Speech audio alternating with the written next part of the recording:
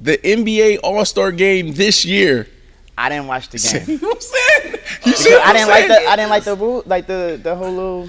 Yeah, so people are off the tournament style games. Okay, so Damian Lillard even made the suggestion of going back to, East versus West and just upping the ante. So whichever team wins, they get home court advantage in the finals. So tying it back to the regular season, meaningful basketball. Meaningful basketball, get guys out there, you want to play harder, you want to win, there's a higher stake, which I agree. I also think that we should go back to shirts and skins. I think that if you start taking your shirts off and jerseys off, okay, that was crazy. That was crazy. It'll increase viewership. Crazy. No, it won't. Basketball players is built so bad. I love you. Basketball. If it was like that's so. Y'all didn't like that take.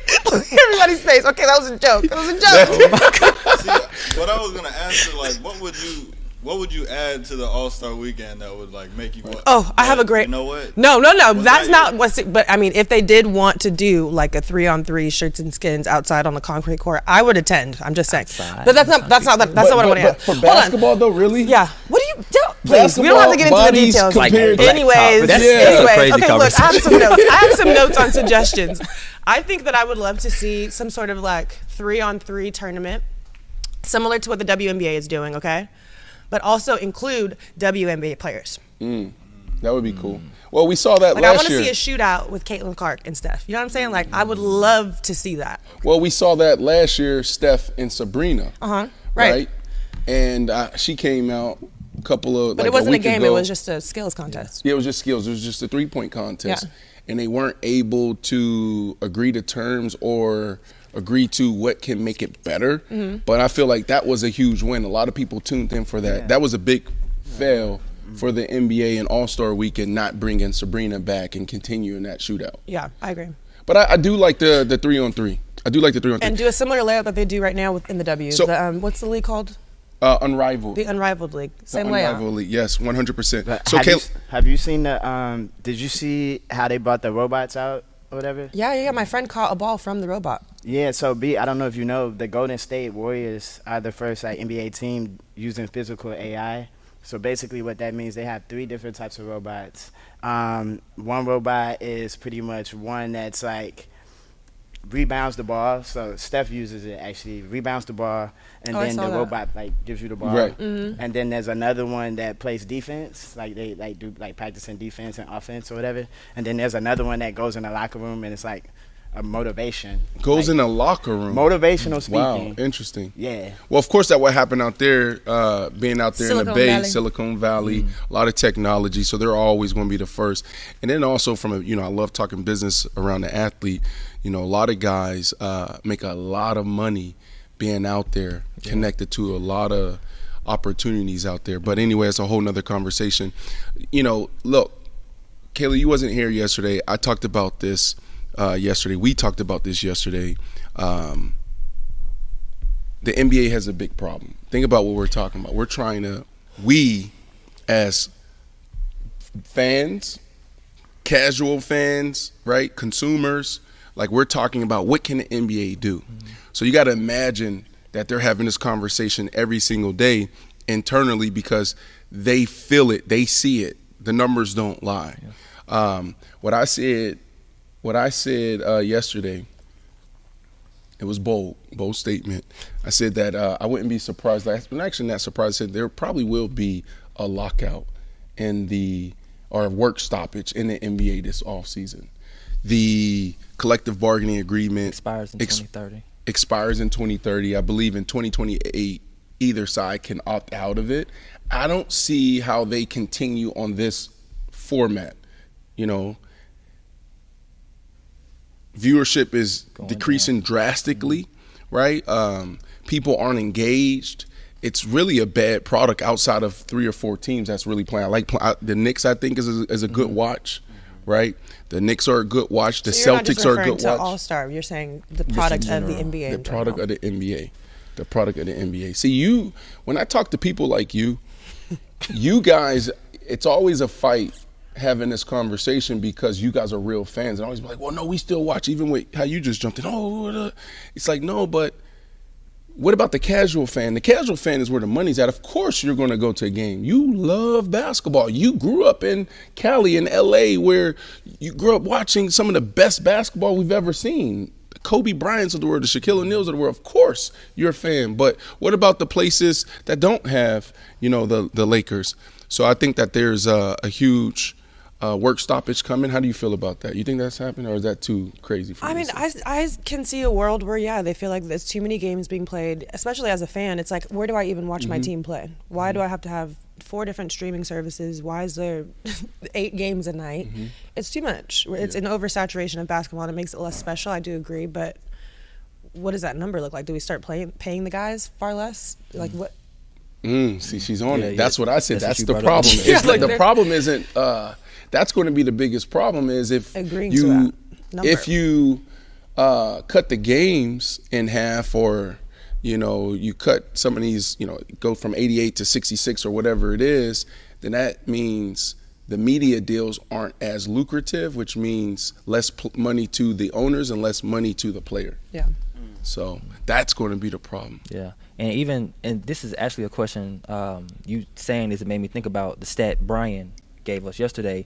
So there was only 42 minutes of actual basketball played in the 3-hour All-Star game, right? So you talk about the show. Like, Kayla, you brought up how Mr. Beast came out. There was a performance. It was this whole thing. Jello.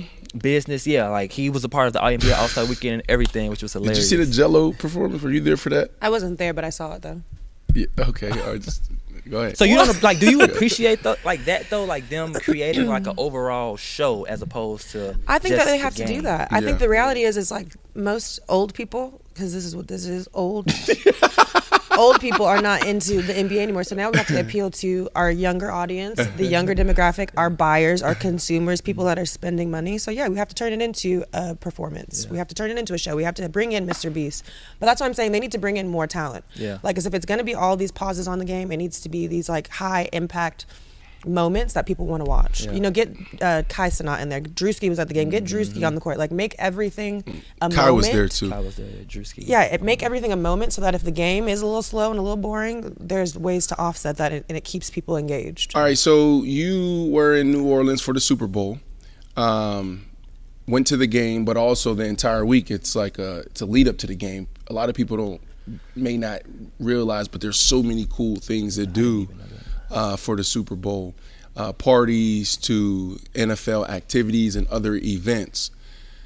You also flew right after that out to San Francisco to the Bay for NBA All-Star. Do you have an air tag on me, Brandon? Compare.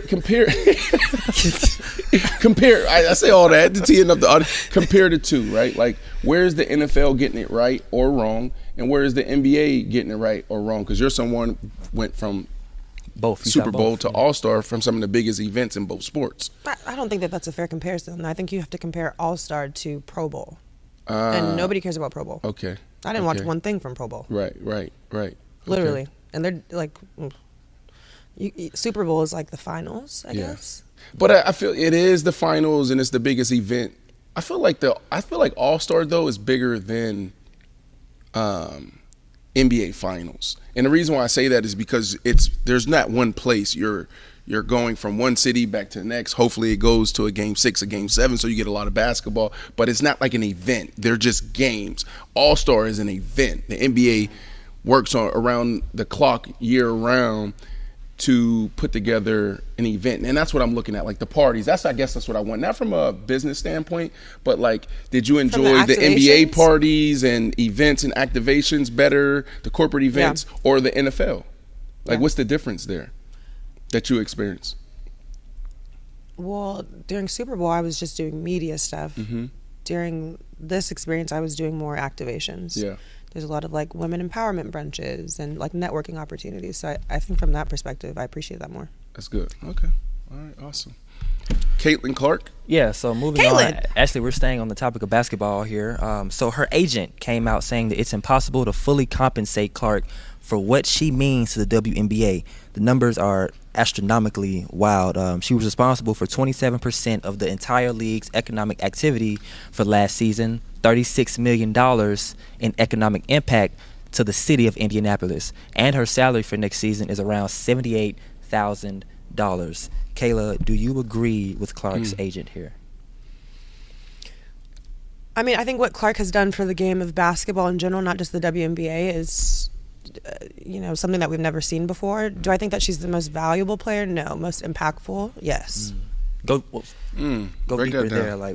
I just think that she has influenced a game and given it a platform that it was not getting before.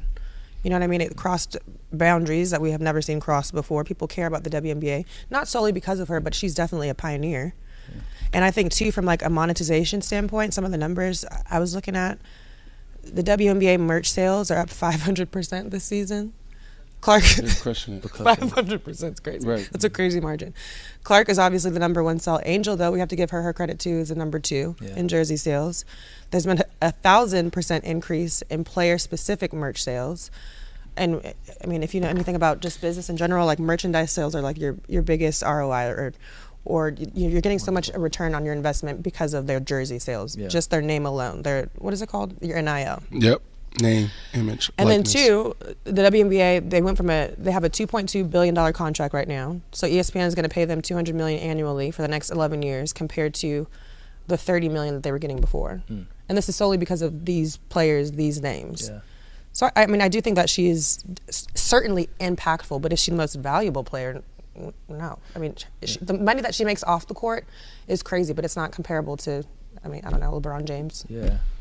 But what does that mean, though? Like, when you say most valuable as opposed to most impactful, like when you say valuable, value is a number.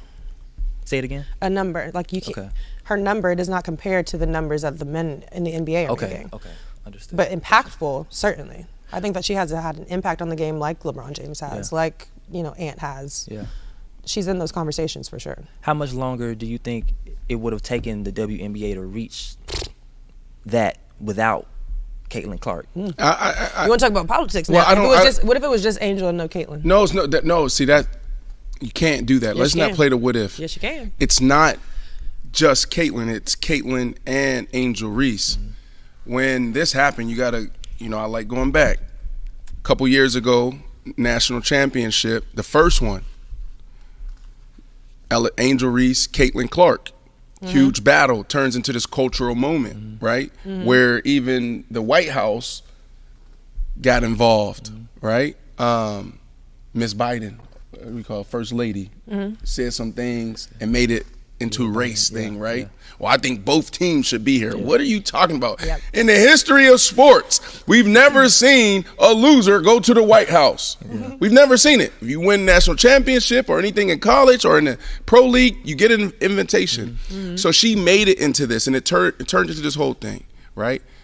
A lot of people was actually disappointed in that moment and not really celebrating it. To me, I was celebrating it for the WNBA and then also women's sports. Why? Because you need moments like that to put the spotlight on your game. Now, when the spotlight's on your game, what do you do with it, right? The next year, same type of thing.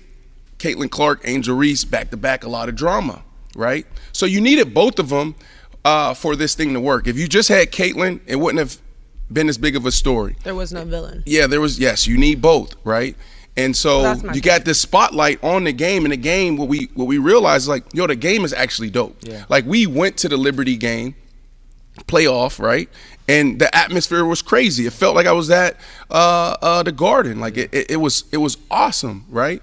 And so we all watched it, and we're like, this is a better product. And remember, there's a lot of people during that time that was saying, this is actually better basketball than the NBA. Oh my God. No, did they not? Is that not the story? Because they're talking about the purity of basketball. Yes. Okay, because I was going to say, that's the only point that you have in that is because it is pure, it's untouched, it's new. And it's also because people thought that women's basketball was boring. They can't dunk. We're so bored. And it's still a great game with a great product because you like good basketball at a high level. Well, but it's not. The storylines, though, what the storylines. But they're new storylines. These people have been playing for years now. They're new storylines to you. They're not. Well, I'm talking. You need the drama. You need all of that, right? Like, even going back in time, my time, going back to Chicago, right? Like, I grew up a Bulls fan, like a lot of us Americans, because of Michael Jordan and the run they went on, Phil Jackson, Scottie Pippen, et cetera, right? Michael Jordan for 6 years, his first 6 years, he had to go through what? Detroit and all these other dogs. Mm-hmm. Can Michael Jordan do it? Can Michael Jordan do it? The rivalries, the competitiveness. Mm-hmm. That's what made the NBA so phenomenal was all the storylines. Mm-hmm. Tell me the storylines in the WNBA, through the first 30 years of the WNBA. Were they there? Yes, but was it that intense that made us tune in? Mm-hmm. And so I'm not knocking the WNBA. I'm not knocking the product over the last 30 years. But what I am saying is that was like lightning in a bottle. Angel Reese and also Caitlin Clark. You don't agree? Mm-mm. No? It's okay. I'm gonna let you have it. All right, let me have it. I just think there was a lot of greatness that came before them. Like a lot of people had to pave the way. And even though people weren't paying attention, it doesn't take away from how great those storylines were, how phenomenal those players were. I just think it's a little unfair to say that the product now is so much better. Like, no, it's always been good. Y'all just not product. Not product. Not product. Welcome. You didn't even listen to what I said. Not product. Welcome to the W. She didn't even listen to what I said. Welcome to the W. Because I didn't say product. I said the drama put a spotlight on the product. He said he went to the WNBA game, the Liberty game. He said this product is better than the NBA. That's what he said. So you're saying it's always been better. I'm just saying that it's always been a quality product. I agree with you there. I don't know about it being better. Maybe. Watch this, maybe a little bit better. Watch this. Can I see your phone? Can I see your phone? No, absolutely not. Let me see your phone. I don't play this. No, let me see your phone. Go to the Vivid Seats app. Let me see your history and your tickets. I guarantee she's starting to go to more WNBA games than she did before 5 years ago. One thing you could say though is I think maybe people just didn't know like what Kayla is saying is valid. It's always been dope, but people didn't know. And social media nowadays has really, I feel like, brought a light to it, right? And authentic rivalries. I do think like the Angel Reese, Caitlin Clark rivalry, they're top level, high performing athletes that have a rivalry that we've followed, right? We've followed their storylines. I don't know if we have that in the NBA. I do agree. It's kind of like y'all all like each other or something. You know what I mean? Like, where is the beef? Yo, I'm a football player. Right. Where is the beef in the league? You know what I mean? It's getting a little like wishy-washy. Y'all just out there doing whatever. Right. You know what I mean? Like, where is you really want to win this because you trying to put on for your city? Like, where is we that talked about Ant-Man yesterday, and one of the things I admire about Anthony Edwards, and I don't know how he does this. On the court, he don't give a damn about you. But he's such a fan of everybody. Yeah. It's so sweet, so endearing. Like how he won that KD. He just entered the league. Think about how he was talking to KD last year in the postseason. How he was going at KD. But if you know the backstory, that's who he admires. So he attacked KD knowing that this is my guy. But then off the court, you see him in Paris for the Olympics. Showing love there. The best friends. I know. Like he's figured it out. Kayla, that's a good point. And that's something that we, a lot of people in sports talked about last year was that like, why are y'all all friends? Like, how does that work? Even when Doc comes in, and he should be pulling up here shortly, but when Doc comes in, I want to talk to him. Actually, he's here. When Doc comes in, I want to ask him about his beef. Like in football, like this dude beefs with the Jets. Like he doesn't like the Jets, right? Mm-hmm. In basketball, it's a totally different environment. Yeah. It's a totally different environment. So while Dion Dawkins is walking in right now, he was just gifted a bag. Let me go to ChatGPT. ChatGPT, write an intro for my podcast to introduce Dion Dawkins. This is sick. ChatGPT need to sponsor us. Welcome back to I Am Athlete Daily, where raw, unfiltered conversations meet the intersection of sports, culture, fashion, and food. And this is a guy in fashion. I told this man, don't bring him in yet, but I told this man, and he did not listen to me.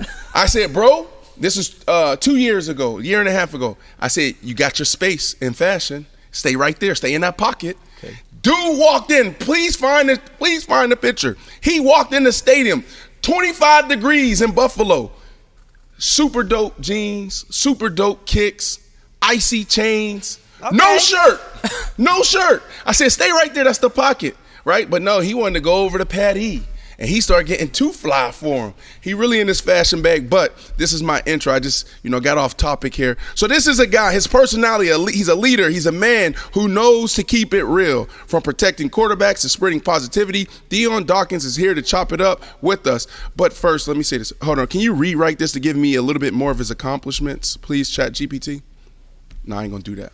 Folks, introducing my brother, my friend. You like that intro? I always do wild intros. And please find that picture of Dion Dawkins with no shirt on walking into the stadium. Dion Dawkins, welcome to the table, my friend. Yeah! Louder! Louder! Yeah! Snowman! Give me a Red Bull. Give me an energy drink. My brother's here. A Monster. Oh, he's with Monster on break. Give me a Monster. Give me a Monster. Eric, can I get a Monster? How much they paying you? Enough to talk about getting a Monster. Bring a Monster on the table, please. This is our opportunity to get an energy drink deal. I can't tell you the last time I had a Monster. I think high school. Nah, yeah, start drinking them. That's your jam? Start drinking them. Eric, please run across the street and bring over 4 or 5 Monsters, please, Eric. Do you do Monster tequila? Energy drinks? Nah. You don't get that crazy. Okay. Okay, because we had a first question. I like to get off topic a little bit. Let me start there. You like to, okay. Bro, as an offensive lineman, right, being in the NFL, they say that you guys aren't brandable. You guys aren't visible. That's crazy. All the money, which is true. Like when you look at the numbers, the money goes to the quarterbacks first, and then it trickles down to some wide receivers, and then you have to be like a generational player if you're at any other position. Mm-hmm. You're kind of changing that, right? Because you're talking about Monster. No, we already changed it. You already changed it? We already changed it, bro. Talk to me about that. Because, you're one of those guys that I see, I'm like, yo, dog, you moving different. You moving like a wide receiver off the field from a business perspective. Yeah. Well, to say it, it's already changed because I'm doing it. And if I wasn't doing it, then the change is not happening or it didn't happen already. Like, I'm a lineman and I'm sitting here and with you, right? Mm-hmm. So that's already something. Mm-hmm. And then I'm at the award shows, I'm at the honors, I'm at the ESPYs. I'm not just in the stands anymore. I'm blessed I'm on the stage, right? And those are huge milestones for the big boy culture, right? Because for you, like a great player, you can't do nothing without us. Mm-hmm. Facts. The big boy's got a block for the quarterback to do his thing and get to his progression and then toss you the ball. And that's just that little hint on it. But yeah, it's already happening. Like I got the Monster deal. I'm blessed. I'm about to get the Nike deal again. Blessed. Big bags.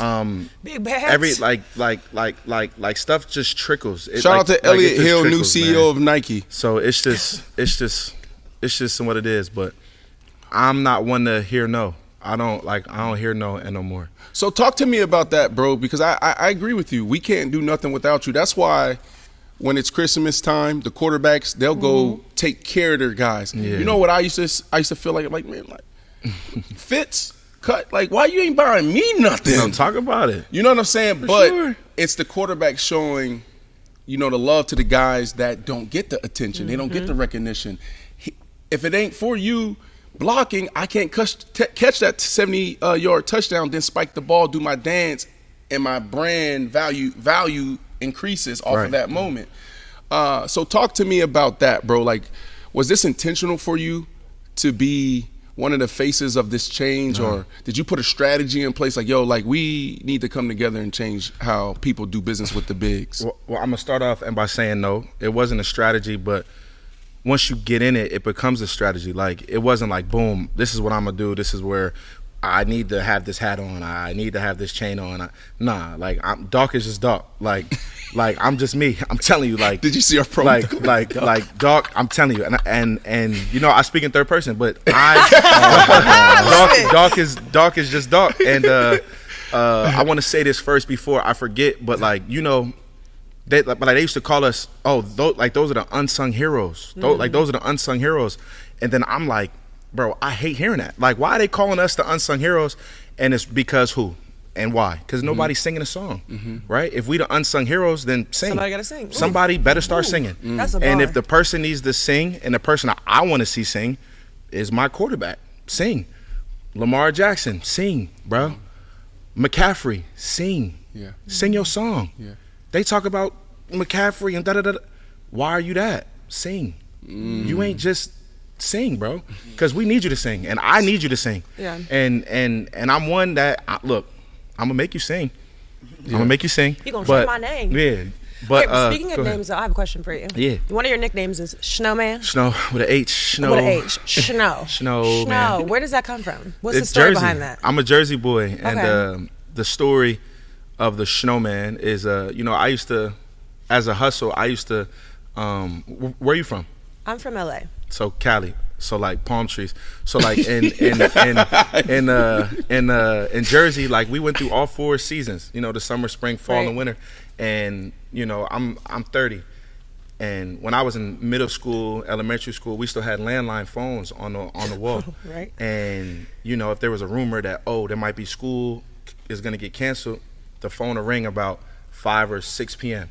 because your parents work 9 to 5 jobs. Mm-hmm. So if the phone rang on the landline phone, I'm like, oh snap, school could be canceled. Or you look at the ticker on the news. I ain't really liking but the news, so I was waiting for the phone. If school was canceled, I knew it was gonna be a lot of snow. And when there was a lot of snow, I said, cool, school is canceled. I'm gonna wake up early. I'm gonna set my alarm early, 5 o'clock in the morning, 4:50. Get the extra 10-minute little snooze button. Wake up at 5, get out the house, and before 6, walk all the way to the nice side of town, which was in a different town. I know where this is going. And I would knock on the doors, and I would ask the adults, because they still had to go to work, around 6:30, 7, beat traffic, extra time, it's snowing. And I would knock on the door and ask them if they wanted their driveway shovel or their walkway shovel. And even if they felt comfortable enough, I would even offer them if they wanted their car started, if they had to leave. So when they came out the house after eating and drinking their coffee and doing their car and was warm. So it was, I was in a little area where nobody really wants to shovel snow, but I'm gonna do it, and I needed that money. So I said, shoot, I'm gonna shovel snow all day. So hustling. How much were you charging? What's outside in the snow is Snowman, right? Snowman sits on the lawn. So this is me in my business mind. Why in middle school? This? Yeah, what? No, for real. And I had business cards and everything. I specifically took a class so I can make business cards, graphic arts. I made business cards, and as my mind went, instead of walking and guessing, look, you got my number. It's supposed to snow, call me. So Snowman, so I got You Already Snow on my hand. So when I go, You Already Snow, it's me. It's yeah, roll the tongue. You already snow. You already snow. And variations. That's tough. And when I wipe, right, and this was before everybody wipe your nose, wipe your. So you was the original. Middle school doing He's that, the OG. right? I was doing that, and while I was wiping my nose, it was like because I had snot on my nose. I was outside all day, Oh my so I would gosh. wipe my nose. So now when you see me wipe my nose, You Already Snow.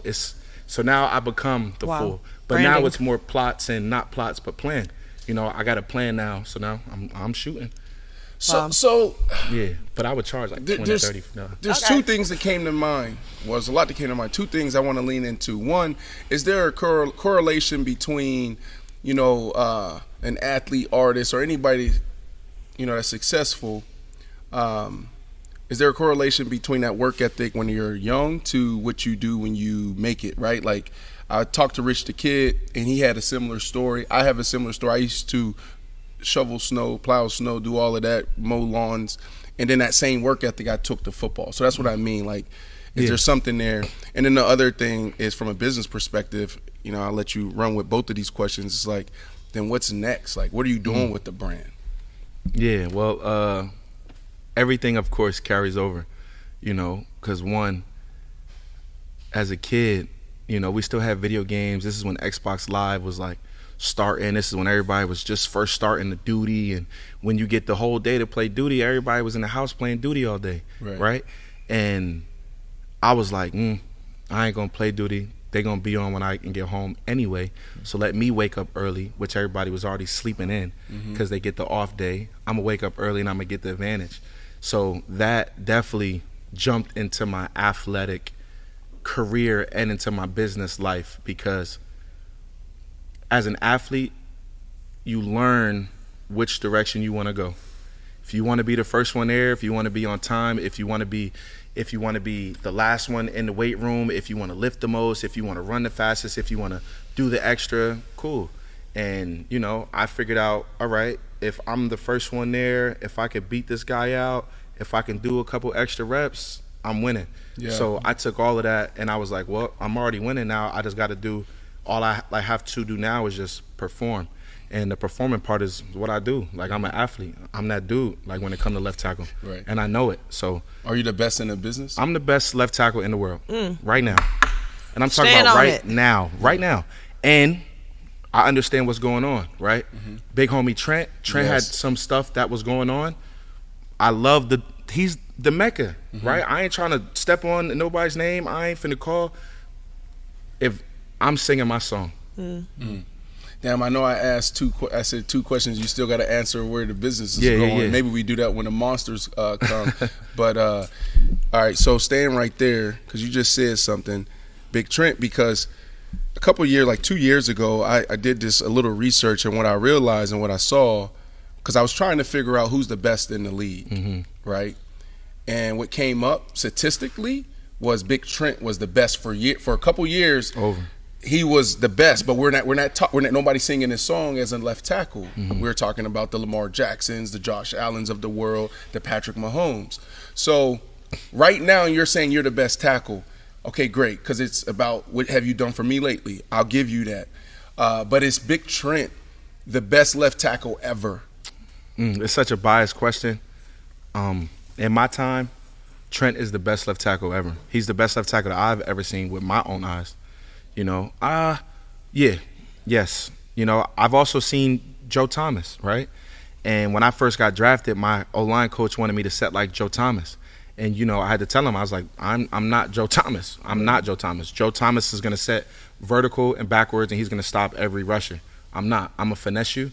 I'm a move my feet. I'm a skinny dude in a big dude body. I'm a work with what I got, right? I'm not just about to sit there and let dudes just run into me. Shifty. Like, I'm not doing that. Right. I'm not. But Trent is overall, honestly, bro, pound for pound, one of the best athletes I've ever seen. He's big, he's fast, he's strong, he's mean, and he does his job. And it's like year 15 for him or something. We could call it year 20 because he's one of those dudes that don't come off of the field.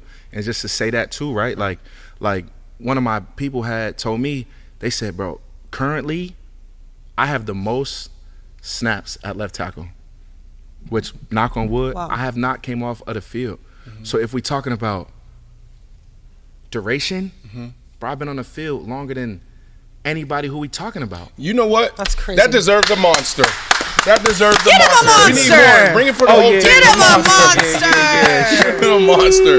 Where's the other one? Y'all just brought him for him. I mean, I know we not on the field. But bring the monster. We deserve a monster. Like a monster girl. Monster girl. Yo, she should have had the sparkles on that, Joe. We'd have been in this Yo, there we go. I can't reach this one. There you go. You want the red one? I want the red one. All right. You want one? Anybody want a monster? You look like you need a monster. No, not need a monster, but you look like a monster. Bro, you like a monster guy. Know what I'm saying? I'm trying to get you a deal. Okay, you look like a dude. I have a question. No, Can you focus? There you go. I don't know if you need a monster. Okay, you keep mentioning. He done told himself already. Right. I know everything about him already. You've mentioned. For sure. Look, and this. Go ahead. You've mentioned unsung heroes a few times. I feel like Josh Allen is a big unsung hero in the league up until this year. He finally got. This is good. He finally got that MVP spot. Yep. And you've been on his side for a minute now. Right. You've seen the greatness. You sung his song. You've been singing his song for a minute now. I usually So what did you see in Josh that the rest of us didn't see? And also, this is a two-parter. Why him and not Lamar?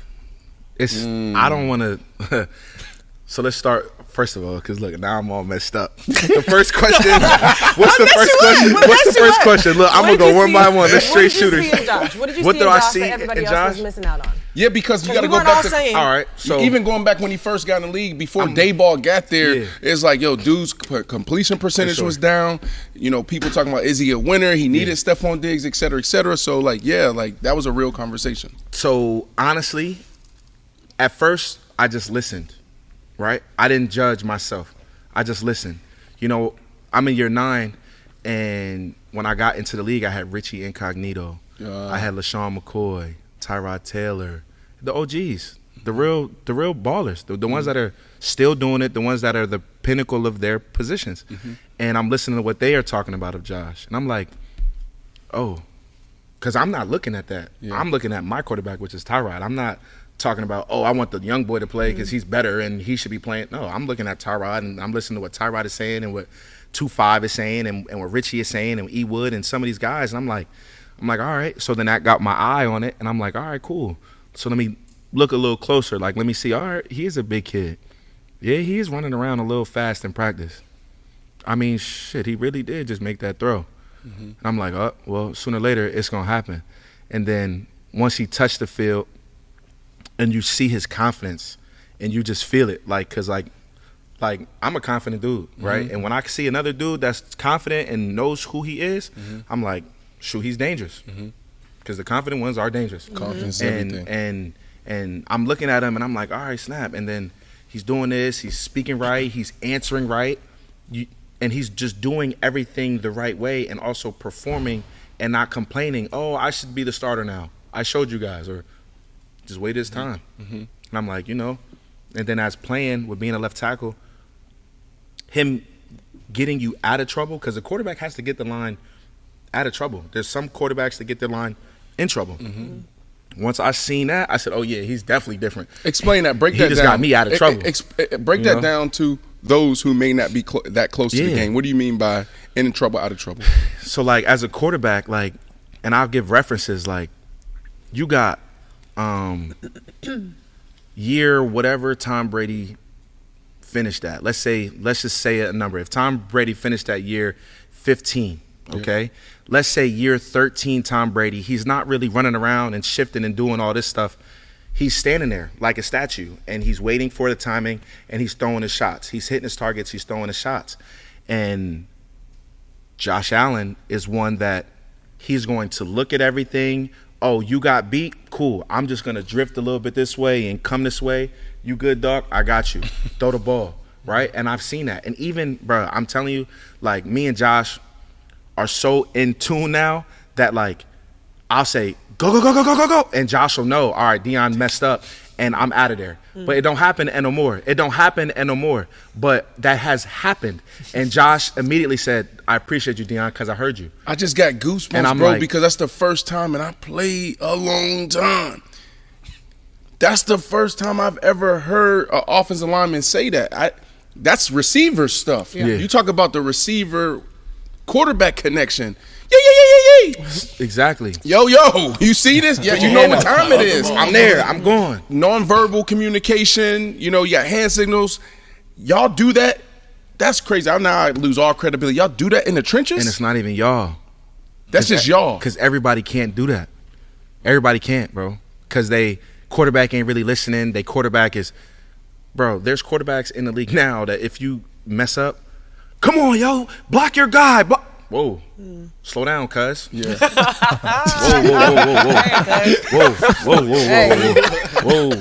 Slow that down. Slow that down, pimpin'. Slow. No. Hey, slow that down. Slow that down. Look at my dog, bro. It could be like that, but to keep it a buck, you know, everybody can't do it. But you have quarterbacks that do that. Josh don't do that, you know, and I respect it because sometimes it is our fault, sometimes it's his fault, and we understand what's going on. But as a team, you know, break that down for me a little bit more, bro. So, okay, man, that's magical. Yeah. Like y'all, you may be able to explain this to people, man. Like, this is the stuff that you reflect on when you're done, and you're like, damn, that's what you miss. I don't miss the game no more. I don't want to be hit. I'm like, I look at the game now, I'll be like, I don't know how them boys doing it. You know what I'm saying? Honestly, I don't want my sons to play. Me neither. But when you sitting back and you reflect on it, those are the things you think about. Be like, yo, how the hell me and Jay Cutler pulled that off? All I did is looked at him and just gave him the big eyes like, yo. And he understood exactly what I was seeing and what I was feeling, and we adjusted in the middle of a game, in the middle of a play. Right? We're talking about in chemistry. 1 second. You got to make that decision. That's the difference between good and great. So in the trenches, you said, all right, go. Is there anything else you can? Yeah, it's It's more so, I would say, right, in the cheat code of it, bro, teams change every year, right? Another thing about me, I've had a different guard next to me every single year that I've been in the NFL. And in correlation to what that's like Josh Allen losing his number one receiver every year and getting a new number one receiver. That's good. Having to start over, knowing how Steph catches the ball, knowing how Gabe is going to be, and he's just going to run deep and say throw it up. I'm going to be. That's the correlation to me having a different guard every year next to me, and in the line, for example, like we've had the same guys for the last 2 years. It seems the guard that I had 2 years ago now plays center, and now I have a new left guard. So this has been the first year that my guard didn't just disappear. He just went 2 spots over as a center now. So with Josh knowing Spencer Brown is at right tackle, Dion Dawkins is at left tackle, Osiris Torrance, the best guard in the country, is at right guard, and now we have Dave Edwards reproven himself as one of the best guards in the country, is at left guard, which now Connor is at center. So Josh is very, and like I speak in analogies and stuff like that, Josh knows his piano board. He knows how to play his keys now, right? Josh knows I'm going to leave Dion locked up, or I could leave Spencer locked up one-on-one, when you're in one-on-one, keep the line here. And with all of that in the schemes, we go in the games and we know. All right, cool, we're going to attack here, we're going to do this. I know if I need to abort, it should probably be coming from Dion, because he's the one that's one-on-one. If the guys are in a slide, they should not really lose. It's beautiful. Like, they should not really lose. But if Dion is one-on-one, he's the best. Keep him in one-on-one, for sure. Keep me in one-on-one. You like trivia? Trivia, I don't. Like what? Video games? Yeah, so we have a deal with Vivid Seats. Like Jeopardy? Yeah. Jeopardy, John? Like we have a deal with Vivid Seats, and in their app they have this thing called in New Orleans talking about I give you $100. Oh yeah. He deserved a Red Bull. Oh, I said Monster. He deserved I'm tripping. You deserve her Monster. But anyways, we're in this partnership with Vivid Seats. And in their app, they have this game center, and so you can play games to win, prizes, trips, tickets, games, tickets, all of that stuff. I need right? So tickets. I got a plug now. I need it. All right, so I say that because you're talking about offensive linemen, the way you were describing, the guys that you're in the trenches with. I did a little research last night. I wanted to see, the money that's flowing in and out of the NFL right now and how much players are making. There's a couple positions that are through the roof. So for trivia, Beyonce concert tickets, right? This is for you and your lady. I don't know if you're, what is it, Beehive? You're part of the Beehive? Beehive. All right, but we'll set you up if you can get this right. Name the top 3 positions that's increased in value over the last 10 years. 10 years is crazy, B. Give me 5. On the football field? On the football field. So what positions? That's increased in value. Increase. We know the quarterback position, they make the most money, but it's like, I'll tell you, the quarterback is number 1. Yeah, it's not quarterback is number 1. Yeah, like I was about to say, 200%, up 200%. I hate to tell you, I already won because every position increased. No, but give me, no, it's not. Every position. Running back is the lowest at 34%. But they've increased. We're talking about increase and decrease. But the most, though, yes. Okay, everyone's percentage increased. is already up. I need quarterback them tickets, number 1, running back. Need them tickets, right, B. tell him, Vivid. Come on, yo. Vivid, but I would say, honestly, it's been No, give me the top 3. I'm telling you. It's been quarterback is number 1. I would say it has been a premier rush defensive end. Okay. Like Von Miller, Max Crosby.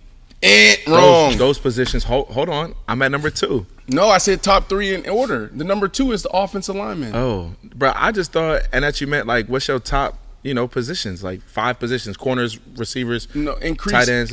Yeah, but we're still gonna give you. We're still gonna give you tickets. All right. For Shout sure. out to Vivid. We're gonna give you tickets there. Could we stay there though? Like, we're gonna give you tickets, but you were talking about the offensive lineman. Yeah. Right? So it's the quarterback, the left tackle, and I would say, but it could be a number one and receiver. Yeah, but I was talking about in order, and the reason why I brought that up is because it shows the value of the trenches for sure, and everything that you've been talking about, like the song that everybody else needs to sing.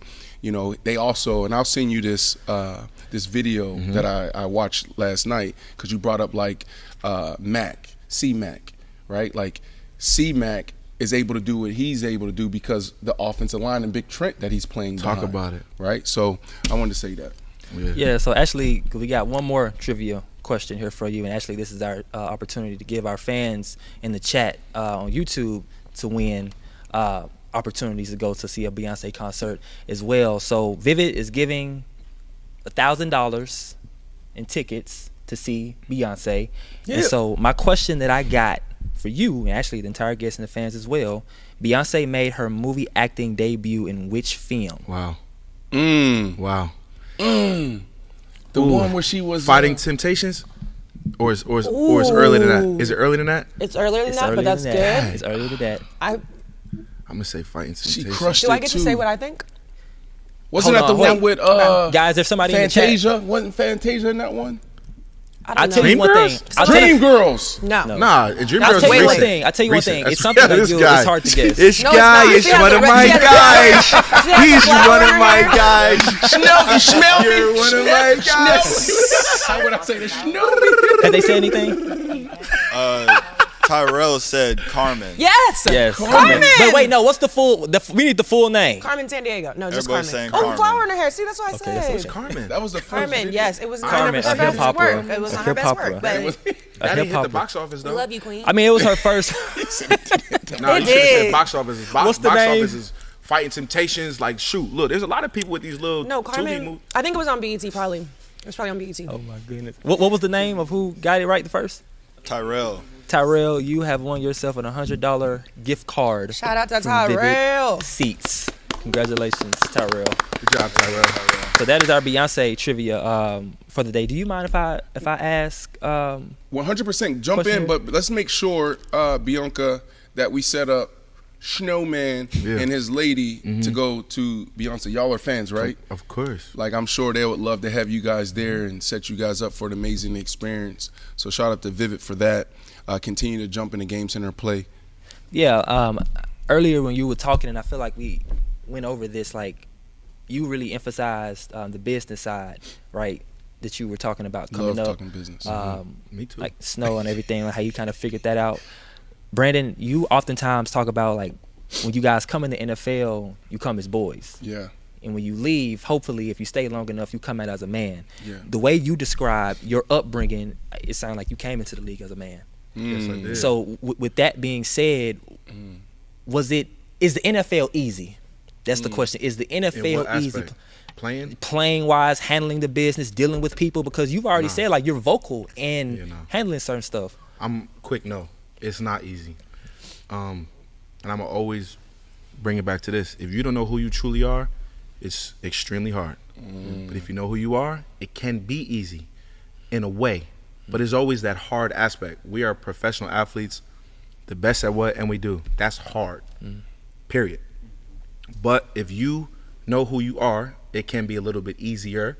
But if you don't, it's drastically hard. What do you mean there? Like, if you don't know who you are, like, is that you can let somebody kind of get over on you from a business standpoint, or like playing like? One, I would say if you don't know how to say no, your life is over with. If you let anybody try to do anything they want and say anything and pull you and throw you in any corner, you can't say no.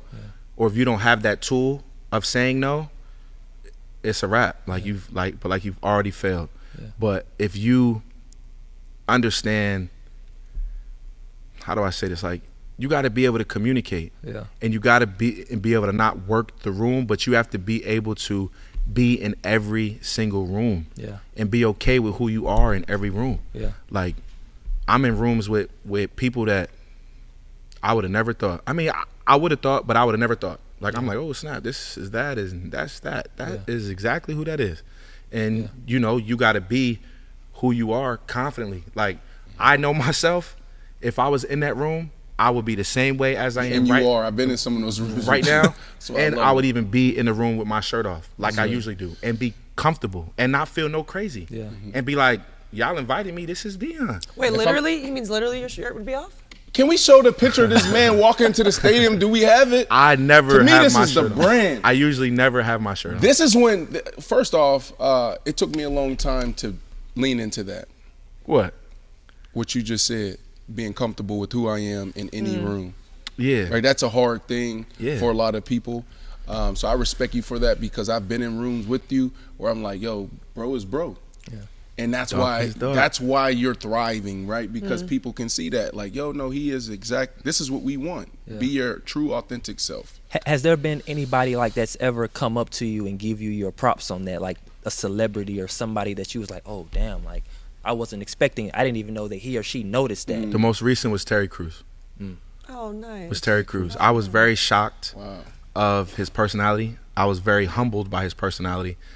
And, you know, he gained a life follower, a life out of respect. I respect him as a man. Yeah. And, you know, one of the things that he said to me was, not being corny is cool, but being corny is cool. Like, if you're being corny, or if somebody might think it's corny, you're probably being your true self, because it's something that they're not used to or they're not comfortably doing.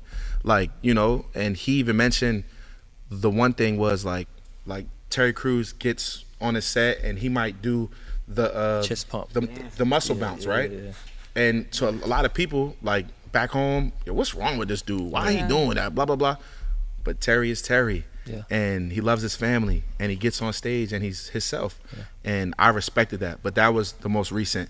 And, you know, he said a bunch of things to me, and I was like, wow, like wow, bro. Like, and you've been in Hollywood, you've been in the movies, you've been around these people, you've been in a lot of places that a lot of people won't ever get the chance. Right. And you're telling me that I'm drastically different, 100%. And I'm like, wow, like, you know. It's special, bro. I don't know if you guys feel it, but, you know, we're around a lot of athletes, a lot of artists, you know, whether on this show or just in you know, our circles that we're in, and you're one of those ones, bro, for real. I appreciate it. You know, I think a lot of people pay attention and you know, watch.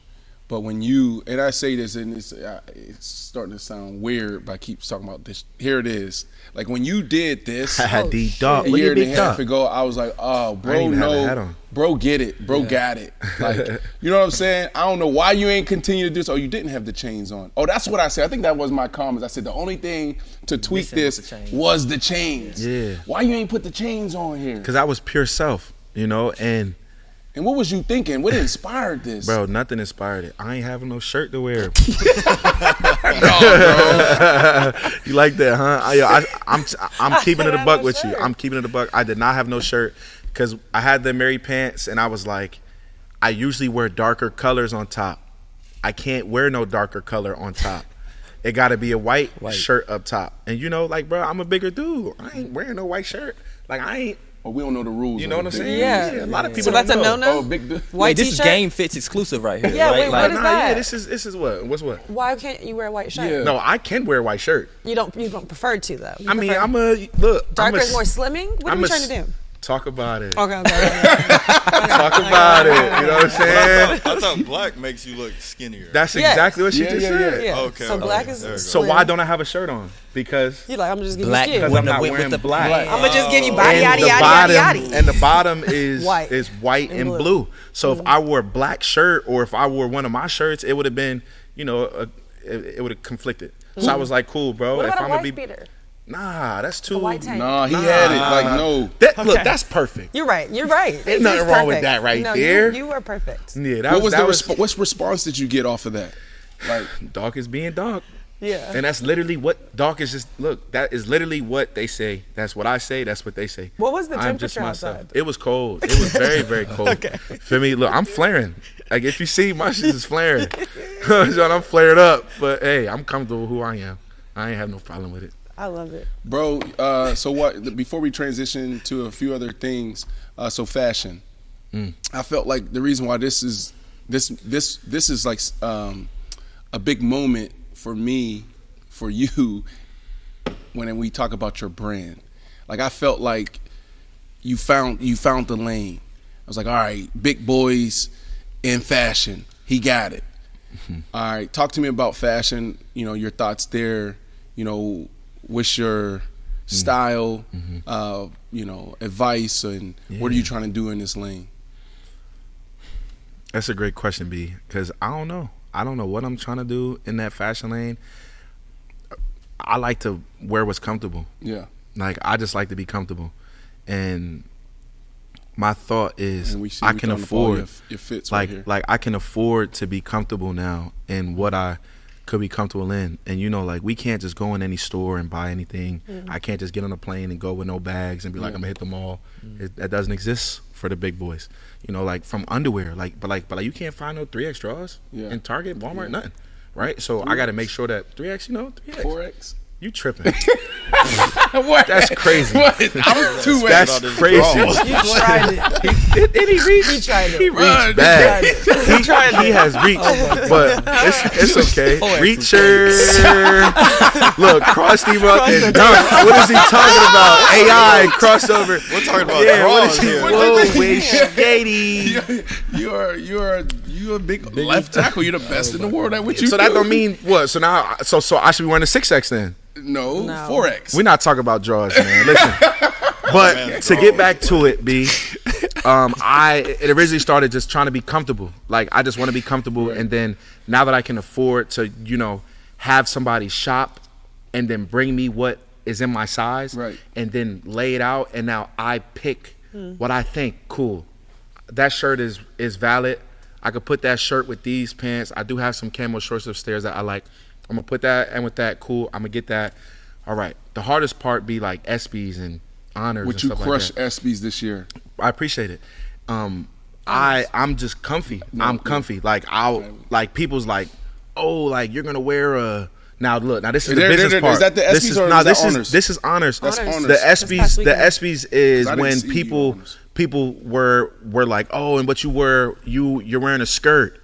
You're wearing a skirt, right? And, now this is the business part of me. Yeah. I'm wearing a kilt. A kilt. Uh-huh. We now play football where? Yeah. London, England. Over the pond. Yeah. I'm connecting with my people over the pond. Oof, I don't care. I don't care. With it. I don't care about what the people are talking about right there. We're going over there. We are a part of a business. This is the NFL. Like they are putting us in these different platforms because of why. Like, all right, we want our talent to connect over there. So what I'm gonna do? If I'm gonna make something cool, I got a kilt on. I'm really comfortable. So I got drawers and a kilt on. Yeah. I'm at the show like this. Yeah. Legs open. Airflow.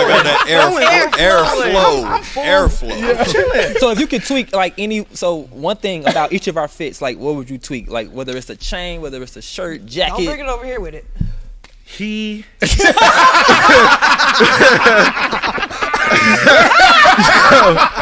Look. Oh man, I don't want to joan on him. But look, he need help a little bit. He need help, and it's okay. It's okay because she's jumping into this world, and that will come. There ain't nothing wrong with it. He got high waters on with New Balances. Let me see. These are jeans. They're what? Jeans, regular jeans. Yeah, but here's the thing, though. He is an intern. Right. I'm already knowing. Look. It's just a start. It's just a start. Look, you here. Don't worry, because now the standard is there. You come on. Oh my God. I got your back. My bad, bro. I got your back. My bad. First of all, Vivid seats. Vivid is throwing out gift. Come on, bro. But I can't take those gift cards to the store. You feel me? I'm intern. Gotta pay the bills. Vivid gonna help you out. Y'all got the NFL bread. No facts. He got a fresh cut though. The cut is fresh. And the chains is icy. I ain't looking at nothing up here. I'm trying to. I see you trying to give him a little. Look, it's all good. Let's get off of it. Right. I got you. Big look. Chilling. Vibing slippers. They look like chromey slippers. Yeah, you vibing. You're vibing, cooling, right? What about Nails is done. What's that? WNBA? Yeah. Yeah, the females Women in is sports. vibing. Right. B. Marshall, look, he gonna do what he do. Got the Issey Miyakis. He is gonna do what he do. He has created his own lane. Talk about it for him. He doesn't have any socks on with his chucks. He don't have any socks on with his chucks. I just want to say, from a hygiene standpoint. Dang, why you always so tough on me? I mean, we was on his head. We got to get on Thank you. I love Thank it. you. I think when people see your fits now, they say that's B. That's B. That's B. Right? Like, and I can speak on Cam too. When we see Cam with the, that's just Cam. That's just Cam. That's Cam. That's Cam. This is B. Right? You comfortable? I'm comfortable. Yeah. You coolin'? Minimalistic. Hollywood. I seen it early. The Truey jacket. I say he's. You're comfortable. Yeah. What's your sweatshirt say? Yeah. He's comfortable. Oh, Georgia State. It's pretty Georgia tight. State, a Okay. couple chains. Yeah. You know, I the got waves. the Wallabies on Clarks. You know, he's. Okay, Clarks. What else? Oh, wait. Yeah. You got the Clarks on. So Put your shoes on the table. Chilling, man. On the table. Listen, you're a guy that I respect so much, and that was a great question. Thank you for the fashion advice there. You're a guy that's made our segment Game Fits. A few things that I want to touch on while we have him. Pause. I want to talk business. What's next in business, right? Yeah. What's your vision there? You talked about cruise. You know, do you see movies? Do you see Hollywood? I do. Are you thinking there? I do. I also want to get back to some football, right? Josh Allen. I want to talk about Myles Garrett. I want to hit some of that. Miles. And then also some music, right? For sure. But talk to me about business. The future of Snowman University. Yeah, brother. He's a year brother. Yeah, brother. I love this guy. Well, business part, right? Federal Donuts. Federal Donuts is a place that is in Philly. I'm gonna bring Federal Donuts to Florida and to Buffalo. It's a place that serves donuts, hot and ready donuts, but their niche is their chicken sandwiches. They have chicken sandwiches at a donut place, and the chicken sandwiches are. I'm a big dude, so when I'm telling you this, I'm telling you this. It's the best chicken sandwich you'll ever taste. It's not overly pretty. It's not potato bread, slice of cheese, two pickles, the patty, but it's not a patty. It's real chicken, and then they give it to you. And then the fancy donuts are something that, you know, like when the interns are coming to work, he'll grab a hot, fresh donuts to bring it here. Everybody will be satisfied. He'll get his gold star for the day. That's one part. So a couple of franchises. That's dope. Federal Donuts. Federal Donuts. I love a donut. I'm huge in real estate, and I'm gonna tell you what I'm gonna tell you, but I'm also gonna teach while I'm telling you. A lot of people in the league don't use their platform the right way. Okay. I've been in Buffalo for 9 years. The people that love me the most should be where? Buffalo. Connect with the people in Buffalo that you need to connect with. There is people in winning. Another huge mistake by me. In winning aspects in every major city in the world. Every place that has a football team, there's usually some billionaires, some millionaires, some real estate guys, some gurus, some connect with those people. Let them help you. One, they already a fan. Two, that fan could turn into family, and let them help you grow. Right? Like, we come from places that we ain't see this stuff. I need help. My dad ain't know. My mom ain't know. You're dad now. I need you to be dad right now. Show me why. And then come to the game on Sunday. And then let's have a drink. Let's eat a chicken sandwich. Let's vibe. And now, not for real. And then tell me what I should be doing. I just got the signing bonus, right? What would you do with $60 million? Like, tell me what you would do, right? Because I need help, right? Like, so, and I'm okay with asking for help. And then getting my people to dissect it and getting the help from the NFL to dissect it, what's smart, what's dangerous, what's not. So, real estate. I've connected with the people in Buffalo that love me and now that I love. And the business side of Buffalo is huge. And it's going, bro, I'm telling you, it's going to turn me into a billionaire, bro. There you go. Can we not glance over that? He just casually said 60 million. That deserves a monster. Cheers to that. What a guy, man. Cheers, yo. Yes, cheers. All right, before we transition out of business into wherever you guys want to go in those other categories, brand. Talk to me. That was business. Now talk to me brand. Yes. You have Monster. What other brands are you working with? And then also, you know, sing your song. What brands do you want to work with if you care to share that publicly? Yeah. I really would love to work with Jordan, right? Ooh. I would love to be a Jordan athlete, right? I love Nike. I've always loved Nike. Nike is Jordan. Jordan is Nike. Same family. But as athletes, when you got the jump man, it just hit different, bro. Yeah. It just hit different. And I would love for that to be something. So Jordan, what's up? But that's big. Explain that. Why does it hit different? You know, because if we talk about culture and we're talking about impacting the youth and we're talking about connecting with the little ones, they look at all that stuff. Yeah. They look at what brand and what you got on and what watch you wearing and what chain you got on, and oh, the OGs is wearing Cuban links. I want a Cuban link. Oh, the OGs is wearing Jesus pieces. I want a Jesus piece. Oh, the OGs, well, the elite OGs, only a few have Jordan. That's right. Elite. The elites have Jordan. Right. You know, I seen Stephon Diggs, my teammate. He had Jordan. I said, bro, you did something that I've been dreaming of doing, and you did it so easily. Skinny boy, right? It's the truth. They can do that. They need to jump to the big dudes. Yeah. Oh, you hear what he said? They need to jump to the big dudes. Jump to the big. Jump to the big. It's jump to the bigs, man, because we have a. This is Shaquille O'Neal. We have a large following too, right? And Absolutely. I hate to say it, right? Not that the world is bigger than what it used to be, but there's more big boys than skinny boys. Yeah. Really, right?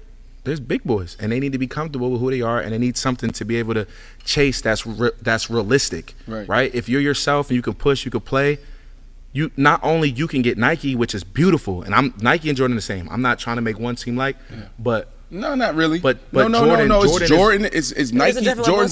Jordan is Jordan. It's a different juice. I completely agree. Jordan is Jordan. If Jordan ain't signed with Nike, would Nike be Nike? Yeah. No. Jordan not made Nike, but Jordan has ejected that. Boosties. Yes, 100%. Everything. That energy into that. That's right. It's I a different trajectory. want the main source. 100%. Heavy influence. I think that you're a very influential man in the game for sure. Appreciate 100%. And speaking of your influence, I want you to look in that camera. Talk to me. And I want you to tell Myles Garrett to come to Buffalo. Why the Buffalo Bills are the place he needs to be next season. Man, yo, Myles. I texted Myles this morning. Oh, period. Share the text. Right? Share the text. Show us the chat. I texted Myles this morning. And I'm gonna keep singing this song. I want to win a Super Bowl. Josh wants to win a Super Bowl. Our GM is cool as hell. He wants to win a Super Bowl. Our owners are cool as hell. They want to win a Super Bowl. Our strength coach is cool. Our cafeteria people is cool. Everybody is just in a different realm of what the NFL is. The bubble that we have in Buffalo is unrealistic. It's unrealistic. People come and they're like, now I see. Immediately. Maybe not the first day, but they see it almost immediately, bro. And they're like, I've never been a part of a team and like this. Like, listen to Amari Cooper talk about it. And if you know Coop is quiet. Coop ain't really like about to be there all loud. He like if Coop is saying this, he's a quiet dude. I'm a loud guy. Yep. Like you get to feel it from the top to not the bottom, but the energies of I'm calm or I'm excited, right? And Myles, with somebody like Myles, I'm telling you, one, we don't gotta play against you. Cool. That takes the stress off of who? Josh. And with you, you're a game changer, bro. Sack leader every year, the best Hall of Famer right now. And with some of them little gems, we winning the whole thing. I don't know if you know the business of the Buffalo Bills, meaning like if you understand where you guys are at from a salary cap standpoint, right? Like a lot of us players, we don't over 20 above the cap, 50, 20 below the cap. I'm not sure, but are you guys in position to bring in Myles? Do you guys want Myles? Like as players, we can say that all we want, but is the team in position? A, and two. Well, B, do y'all want him? Did the GM want him? Does Josh want him? They want him. They want him? Okay. And not anything is possible, but anything is possible. Yeah. Like, I got money that's floating. They could write that check off and get that off and start. People that got the money, the people that got the real power, they can do what they want to do, bro. Right. We can get whoever we want to get. I created this segment for myself. Sometimes I like to talk third person too. Brandon segment called Tea Time, right? Where it was an opportunity for me to get a little messy, right? And so, I want to go to tea time right now. Is that okay? Tea time. Right? We're going to this little tea. Give me a little tea. So you talk about the Super Bowl. That takes me to, where you guys have been over the last couple of years. I feel like y'all entered into this place where it's Super Bowl or bust. Can't say that. Break that down for me. Can't say that. Break that down for me, but then go into, the thing is, like, can you guys beat Patrick Mahomes and the Kansas City Chiefs? Like, that's a big thing. Yeah, what a guy. Tea time. Yeah, what a guy. Tea time. That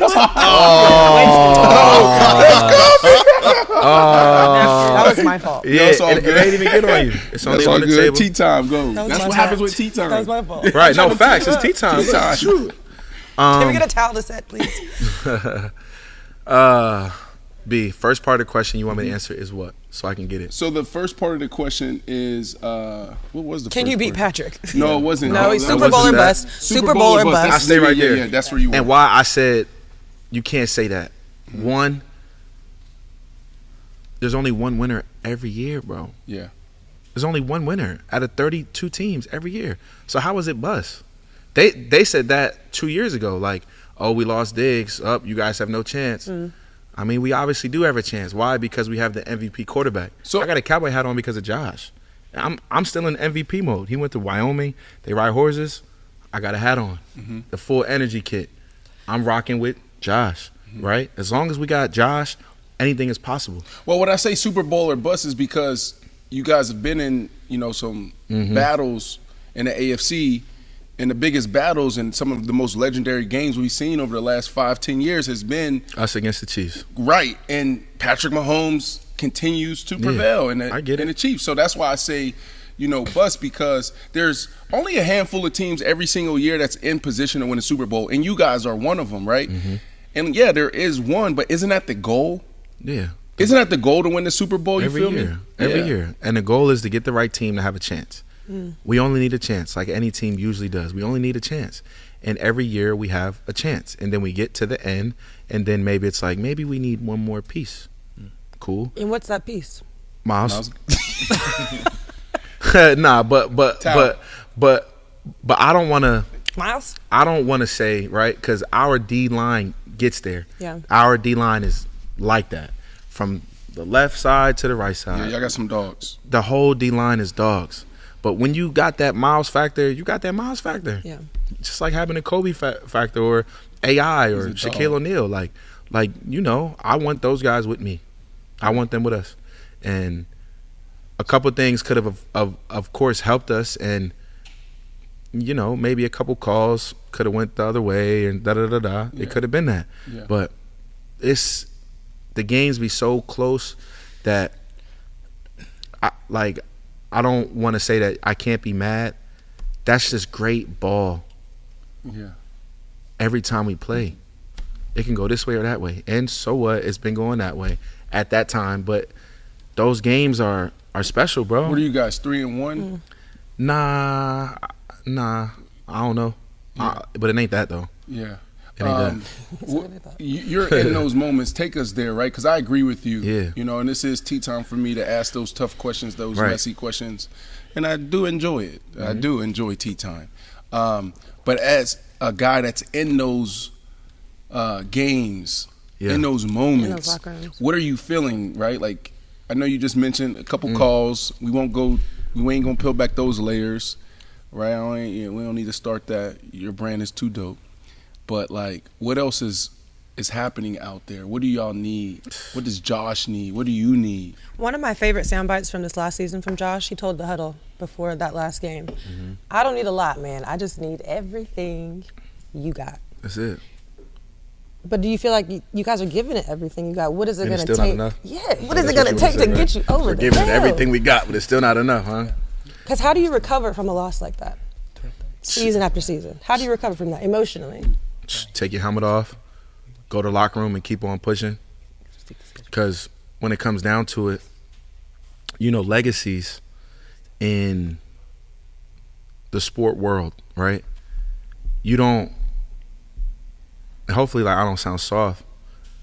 Absolutely not. But you don't have to win 6 Super Bowls to be that guy. That's true. You don't have to win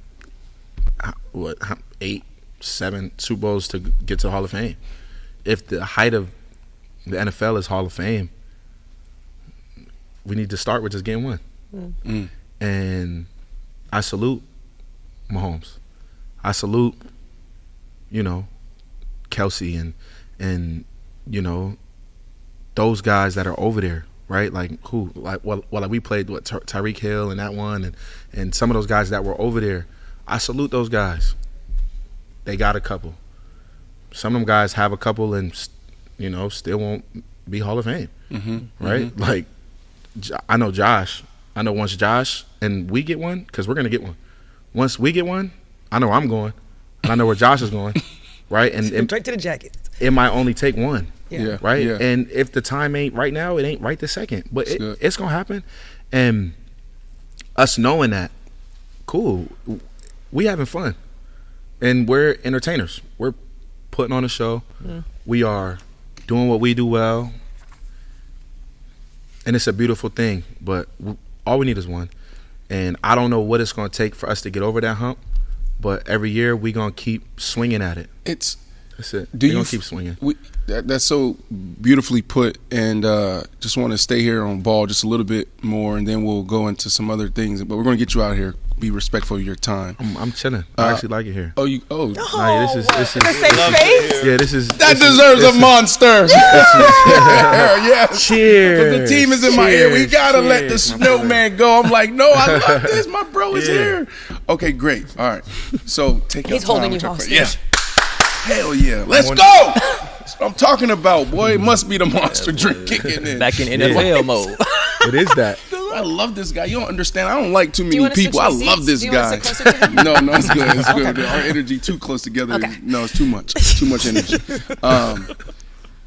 Bro, do you find it becoming more difficult, right? Because it's not just Patrick Mahomes. You have C.J. Stroud. You have Joe Burrow. You have Lamar Jackson. You know what I'm saying? Like, bro, y'all battling right now. It's crazy. The league is finally what it's supposed to be. And I love it.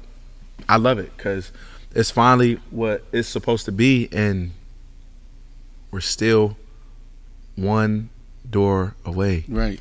Yeah. We be knocking at the Super Bowl door every year. We be one game away. So with it being one game away, I love it. I want to play against the best. I want to be in the room with the best. I want to talk to the best. I want to live with the best. We like this is us. And for us to form a team like this every year and we have a chance, I'm cool. Like, we weren't home at the end of December. We was home 2 weeks before the guys in the Super Bowl ended. Right. Will we feel that? Also at the Super Bowl, we threw up the fashion. You and your lady, man, so beautiful. Like, you guys, how y'all match and bring it together. Saw you guys at the ESPYs as well. That was the NFL honors, right? A lot of controversy at the NFL honors. The biggest news coming out of NFL honors was MVP, bro. Yeah. MVP, and the reason why it was controversial is because Lamar Jackson in all the major categories at the quarterback position outperformed Josh, who we all love and respect. Yeah. Right? So I'm glad that you're here because I want you to explain to us why, right? Because there's stats, but numbers don't tell the whole story, right? I look, you know me, I'm gonna be honest and be transparent. I feel like Lamar should have had it, but I can also understand the right argument why he didn't, and Josh got it because numbers don't tell the whole story. So what do you think there? What's your thoughts? What do I think? I think the award is the most valuable player. Who's the most valuable player to their team, right? Lamar Jackson is the most valuable player to his team. Do I say this like this? Do the Ravens have a chance to win a football game without Lamar on the field? And I'm asking you first. Because of Derrick Henry? Do you think that they can win without Lamar on the field? Yes or no? Quick. No. Okay. Do you think that they can win without Lamar on the field? Yes or no? It'd be extremely hard. Very but difficult. They have a chance. Right? How you feel? I think they could. Derrick. And how you feel? They could. Like with the backup QB, they could win some games. Lamar went down. We saw this already. But go ahead, finish your point. Can the Bills win without Josh on the field? Potentially. You crazy. No, I don't think so. You're crazy. Potentially. You are reaching so hard. I don't believe nothing you saying. Can the Bills win without Josh on the field? I think it's more difficult for the Bills to win without Josh than it is for the Ravens to win without Lamar. So who's more valuable? Damn, B. So who's more valuable, B? So who's more valuable? Yeah, but no. Exactly. But that's team. We're talking about league though. You are right. Most valuable player in the league, not team. So I do agree with you from a team standpoint. He got the stats. He got the stats. He got the yards. He got the wins. He has the stats, the wins, the yards, the touchdowns, the passing, everything. He has it all. Lamar. Josh. I want to say Josh has what? Josh has it all. Like if we talking about, like what are we like talking about? What that maybe Lamar? What did he throw for more or rush for a couple more touchdowns? How yards. many more? How many more? B? I mean, can we pull this up? How many have more? The comparison as Brian to tune in here. But what about wins and losses? It was a couple hundred more from a yard standpoint. Touchdowns, wins and losses. Close. Look, that's like a but who's? Bro, look. The biggest thing is this. This is the thing. So yeah, you have the stats, but we've never really seen this. We've never seen this, at the quarterback position, right? The guy that's so dynamic, throwing the ball and running the ball. Cam? Like he's dynamic. No, we've never seen at this level. This is different, bro. This is different. Oh, we got Mike Sims Walker. Hurry up, get on it. Come join here. This is Josh Allen. He knows. We got Dion. Hurry up, bro. Walking all slow, man. So Mike Sims Walker, my college roommate, also so teammate, made it to the NFL, but also a contributor on the show, and he is a Josh Allen fanatic. Literally. Fanatic. Josh Allen can do no wrong. Hurry up, bro. Why are you walking so slow, bro? Get over here. Been waiting on you. Your train to get here. All this. Now he's on the show. Train is crazy. So yeah, literally took the train. Yeah. What's up, bro? Yeah. Mike Sims Walker. Get him a monster. Somebody get Mike a monster. Is it on? Mike needs a monster, y'all. I need a monster for sure. So, Mike, we just dove into this part of the conversation. Josh Allen, Lamar Jackson part of the conversation, right? I was just watching. Oh, you're on your phone watching? Yeah, I was watching. Because we're live on YouTube. So jump in here. Great point. What was his point? He said, do the Ravens have a better chance of winning without the quarterback as opposed to the Bills? Right. And I thought that was an amazing point because undoubtedly you got Derrick Henry in the backfield. You always got a chance. He's just in Tennessee winning games without a quarterback. That's what I said. And that's not to put nothing on Cook, because Cook ain't Derrick Henry yet. Mm-hmm. Derrick Henry is like the Trent Williams. Yeah. Wow. We still talking about Dion Dawkins. Right. Still got some ways. Yeah. So I like how you put that. Still got some ways. I got years ahead of me. But we talking about the gap. I'm in year 9. We talking about it. Listen, I respect Mike. Let me tell you why I respect Mike. B, I'm sorry, bro. I'm gonna cut you off. Answer the question, B. Thank you, Dion. Answer the question. What's bro. the question? We just had 3 scenarios. Can the Ravens win a game without Lamar on the field? Yes or no? Yes or no, y'all do this? Yes We or no? Because when you know yes or no? Guys. You know they can. Yes. It's but I agree with you. I think it's harder for y'all to win a game without Josh than it is for the Ravens. Which means who's more valuable? That's to the team, though. But we're talking about the league. Does this show right here go on without Brandon? Yes. Brandon. Is this show more valuable with Brandon I quit. on the podcast or not. Well, you know, it's a team game. That's what I'm saying. Brandon or not. That shit go on without Brandon or not. It's more what? Say the B word. Valuable, right? With Brandon here, right? It's more valuable. Right. Which means the MVP is you. I got back in this concept right here. It's you. The concept is you, right? Now we talking about Josh. Like I said, I'm Cowboy Snow today. For who? Josh. Yeah. MVP. Well, I wish you had another hat for him. The voters voted, man. He's right there with you. The voters voted. The voters voted. The voters voted, man. Josh went down. You had Sam Acho, Emmanuel Acho, excuse me. I think he voted. He has a vote. Also, Dan Orlovsky. These are football guys that voted. You know, look, I still feel the way I feel.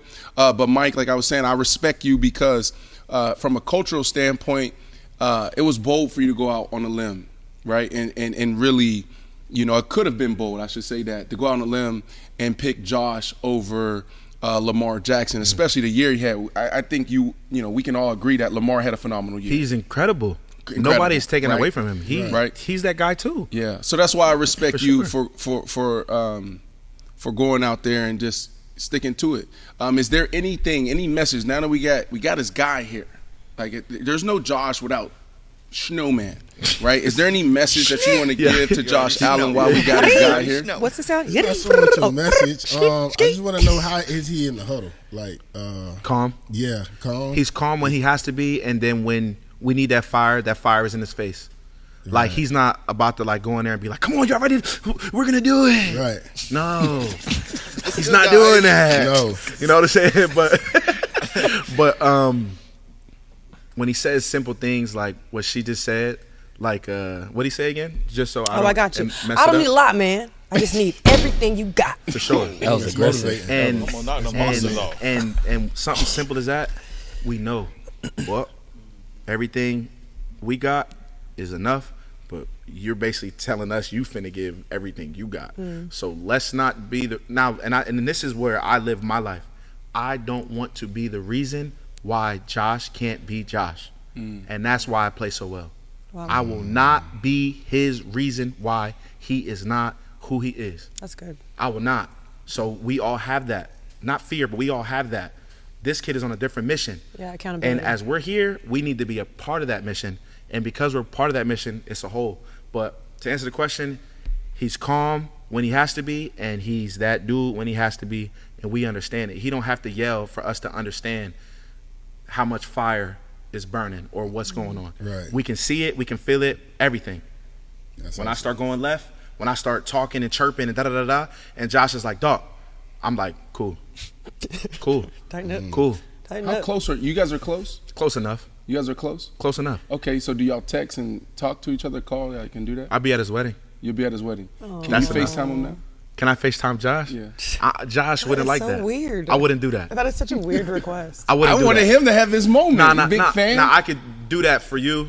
I got you. Right. But I can't do that to Josh. Yeah, live on YouTube. I'm Athlete I Daily can't live. do it to Josh. He's such a team guy. I love can't do it because I know That's how good. Josh is. Josh don't want to be in front of the camera. Why? Yeah. That's just not him. It's just not Josh. That is interesting, right? Josh don't. Go ahead. No. Now that you're saying that, there's a lot of quarterbacks that are in commercials that are, built in their brands. Pepsi. You don't see Josh in a lot of things. Pepsi. It's very Jalen Hurts-esque. Cool. You know? He's just not. Very demure. Josh would rather just be off the scene. Hold on. So, I never thought about that. Lamar's like that a little bit, too. He's starting to do a little bit more, but Lamar's like that. He's a football guy. Right. Lamar got girls on in the game. He has what? Girls on. Yeah, but what I'm saying is the commercial. That's a big difference. Like Pepsi and then a guy with grills. Yeah, it's like when Andrew Luck and RG3 both came in the league. I believe that was the year they came in together. Yeah. And Andrew Luck was like, I'm not doing any commercials, and RG3 was in everything. Right? So that is a thing. I think that's more of a personality thing. Yeah, absolutely. It's just who he is. Some people Farm boy. are, trying to get the full experience out of the NFL, and some guys just simple dudes who's not really into the spotlight, don't care for it. Right. And I do think sometimes money can affect that. For instance, if you're a quarterback, you're making $250 million. If you're a lineman, you're making $60. maybe I want a couple more pennies. Exactly. And then I want a couple more things that I want to do. You know, that could be a thing as well. I don't know. Like, I know that I look at that like, yo, I would love to be on this and do this. One, I have the personality. It's not work for me. Why not? Yeah. Why not? What's your day like? What else do you have today? Shoot, I walk every day. So I wake up in the morning. I got my dog Ernesto. He lives down here. I see your snow shirt. I want one of those actually. Where can I get one? A snow tee. Yeah. Snowstore.com. Snow.com. You heard it. But I wake up in the morning. We're in the gym before 8. Then I go box in Delray at Delray Beach Boxing Gym. I go box, and then from there I'll go home. I might kiss the babies, kiss Day Day. I need a nap. I take a 15, 20 minute, maybe even a 30. And take a nap, supercharge, wake up, family dad. And then if I'm doing something, I'm doing something. If not, I'm not. And then usually at the peak of the day when it's hottest, we'll walk. I put the sweat bag on. I force them to put the sweat bag on. If you with me, you working, right? We're going to put the bag on. We're going to walk, and we usually walk like 6 miles a day. Wait, sweat bag, you mean those full body like sweatsuit things? Like the little exactly noise makers? It's like and they make noise. Wow. When you're working out in Florida. I know you like listen to music. I actually was doing some research. Opposite. And I seen something interesting that said that when you're listening to the music, like before your workouts, so when you get up in the morning, you actually like to listen to slow music. And I think a lot of people would think, you know, you have so much energy that you like listen to some hype shit. DMX all day, yeah. So can you talk about why you're like that? So it's two different worlds. If when I'm playing football is where you heard that. I like to get my mind on really why I play, right? I play to get out of my situation, right? So the slower music, me in the house, my dad standing by the radio, pressing next, turning it up, standing there with his arm on the thing and just rocking. And like I'm scarred visually, like I see that every day, right? So when I hear these old songs, Whitney Houston, I got her tattooed on my leg, Whitney, right? One of the greatest. And I listen to those songs, so then when I'm performing, it brings me into my gladiator mode. I'm fighting. I'm fighting for everything that I done went through in my life. And then if I gotta turn it up, I'll turn it up. I'll do my thing. But as far as my walks, all therapy. There ain't no music. There ain't no phones. There ain't none of that. Like, I mean, like we have our phone to track. At the end of our walk, I'll post because I know content is what people want to see. I play the game, that part, but I make them put their phones down and we talk. What's going on? Tell me about it. Cool. Well, this is happening because of this. Try this. What you got and going on? Sometimes there might not even be no words. We'll just walk the whole 6.5 miles without saying nothing.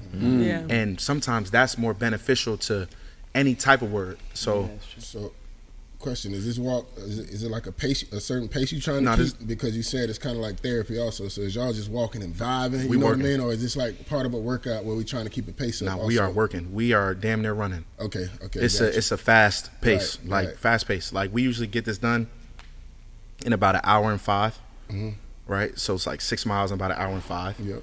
And you moving. Yeah. And we moving. 10 minutes. Because I was walking, I do a little 5-mile walk thing kind of like that too. I got a little weight vest. Yeah. Some days I put the weight vest in, some days I don't. And 6 miles in 1 hour and 5 minutes is crazy. It's crazy. Fast. I was doing 5 miles in like 1:10, 1:15. So that's more of a jog. Yeah, and it's your legs is burning. Yep. You got to wear the right shoes, right socks, everything. Yeah, you so it's a workout. So to answer you, that's what we got next. You know, we working, but we chilling. Like, but this is cool to me. Like, this is vibing. And then we're gonna go, but we ain't eat yet, so I'll probably grab a smoothie or something. What you need? We got chef. You want eggs? What you want right now? No, we got a chef. We got a kitchen. One question while I got you before we wrap up here. Are you from Florida? Jersey. Are you from Jersey? You living here in the offseason though? Yeah. All right, now you playing in Buffalo 9 years, bro, and you coming to Florida in the Sunshine State every offseason. Yeah. How do you adjust to that cold up there, bro? Like, because I love when I'm people from ask this Florida, question. right? And I played 5 years, and I swear to you, I wasn't worth nothing, anything under 30 degrees, bro. How do you survive up there? Like, how do you get used to that?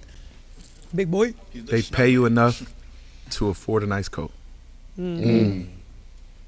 Whatever you can think of that and the full suit of it, they pay you enough to get a nice, comfortable coat. Why should I be complaining about anything? The cold, I'm good. Right. I'm good. I like that mentality. I'm cooling, bro. And if I gotta work out in the cold and do that for what I'm making, I'm cool with that. I ain't gonna complain not one bit. Right. But you do have to adjust, and to keep it a buck, nobody's outside. Like we not outside hanging out. Mm-hmm. Like we go from the house, my car is in the garage. I go to the garage car. When you leave the building, you might get a nice little 5 second, right, and then you in the car, yeah, you know, and then you already started it, so it'd be warm, you know, and then community service would be outside. That's another thing, but we get 4 coats. Do you think that's an advantage for y'all when teams come in to Buffalo and in the cold? Do you Absolutely. see it? Do you see a big difference? See the Dolphins? Yep. Yeah. Just like how the Dolphins have the advantage in the summer months. Right. Like when we play here. Shoot, at end of the season or even in the beginning. No, in the beginning of the season is when it's worse. It's when it's worse. I think 2 years ago, maybe it was 2 years ago, we played a game here. It had to have been like 110. Yeah, it's insanity. There was only 2 offensive linemen that finished. It was me and Roger Saffold and Josh Allen. Everyone else was shuffled in and out. It was insane. Yeah. It was insane. I'm talking about IVs. People got the heat strokes. Even watching in the stands, it's like unbearable. It was torture. Yeah. But you know, that's what I love. Like it's either gonna be me or you. Me. So we have to land the plane, and I want you, as you're eating, right, to think about maybe joining us for another segment or two. Yeah, I like for him. a show. Yeah, you know you work out. We want to be respectful of your time, but we only see you in the off season. So we got Chef Mel, we got Chef Lo here. Ernesto, we're going to feed you as well, right? So we have some food here for you guys, right?